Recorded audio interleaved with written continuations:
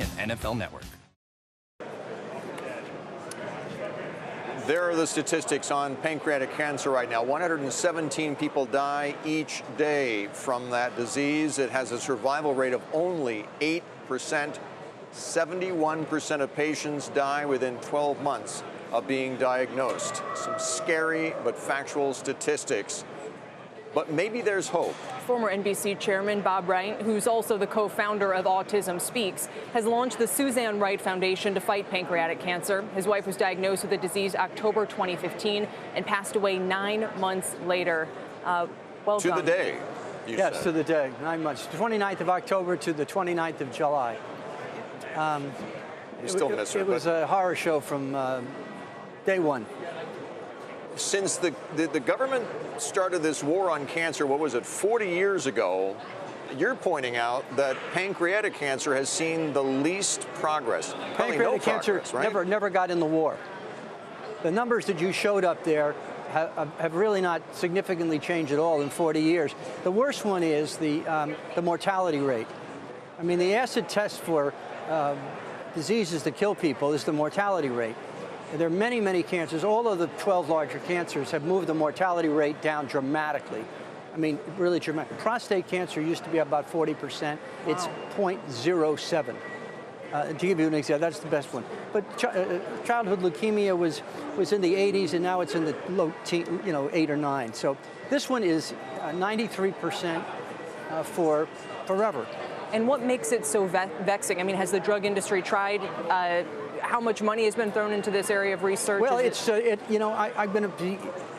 The reality is, it's never had any pressure, real time pressure, to do anything. There's been no focus on it. It's never been a priority. And when you have a disease without a priority, you got a little problem. The fact that it's gotten this far before somebody raised their hand and said, "This is unacceptable." You would never tolerate this in a business or anything. After 40 years, you haven't moved the dial. They'll tell you about all kinds of good things that have happened. It's like the team, they describe all the good players and they never win a game. You say, well, that's nice, but that's when you haven't not won a working. game. Yeah. So you're hoping to do with this what you've done with Autism Speaks, and I'm wondering, as we head into a new administration here, you know Donald Trump very well. You're the guy that greenlighted The Apprentice, the original one, back on NBC in those days. So you've worked with him very closely. Will you try and perhaps take advantage of that relationship to move the needle forward on this? Absolutely.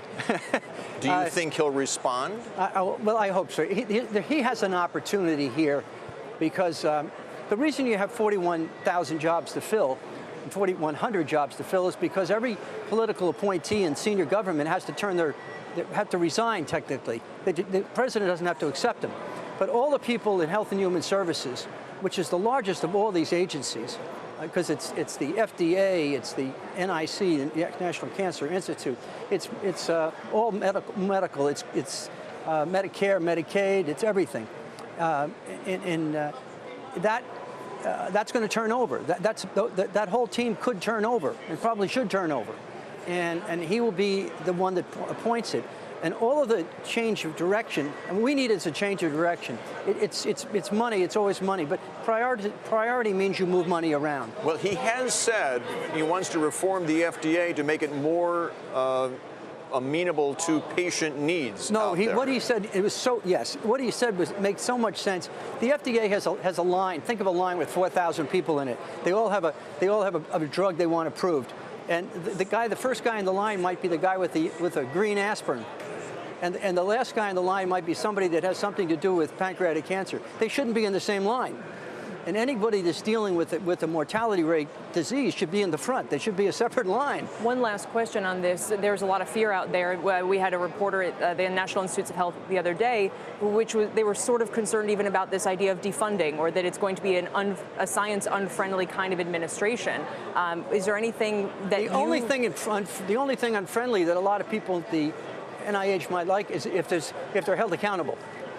If they have a situation where you have to show priorities, the priorities have to match, in my case, mortality, which is a pretty straightforward way, and then you have to show where you're using your money. Your money has to be shifted internally to that, and it has to be done quickly. This object of the labs are closed on weekends, anyone around the country, there's no urgency here. When you see, like the U.S. military as an example, they're very orderly, have all kinds of rules and regulations. Anything happens to a serviceman in duty, anything training, they throw everything at it for one serviceman. To anybody, if it's a company to go search a woods, that's what they do. The police do the same thing. The fire people do the same. You need to do that in this particular case. Well, the old mantra is, it's not what happens to you, it's how you respond to what happens to you. And I can think of nobody who responds more forcefully and has over the years than you, and of course Suzanne as well. I'm hoping that Donald Trump can pick a really good person and give him that backing, or her, to make these changes which are necessary. All right. Thank you. Good to see you, Bob. Thanks for joining us. Thank you. Bob Wright, former chairman of NBC, now the Suzanne Wright Foundation. But the name of the program is Code Purple. Now, Code Purple is a hospital term. When a hospital has an emergency that it can't solve itself and it has to call out for other people, that's Code Purple. Got it. Thank you, Bob, for being here. It's time now for a CNBC News Update with Sue Herrera. Sue? Best of luck, Bob. I miss Suzanne every single day. Here's what's happening this